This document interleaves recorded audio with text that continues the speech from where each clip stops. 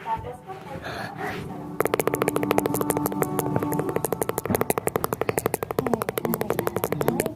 Sa kanila ang sinasabi ng datos na mas matanda Our family immune ang tawag namin. Hindi ka. And that's a trend that has come about because of the economic pressure. Next in 5, MGA Salvanicida, documentarial consultation. So, meron talaga silang treatment for injection and oral meds.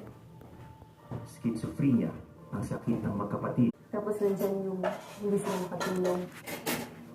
Tapos, disoriented. So, meron silang naririnig, may nakikita. Yung kanilang next of kin o yung kanilang signatures ang father ay may sakit din. Hindi kaya magbantay ng 24 hours. Mahirapan na magstay dito yung pasyente. Pwede naman silang mag-talk sa LGU nila na pwedeng mag-help sa pagbantay sa Nandyan ka pa.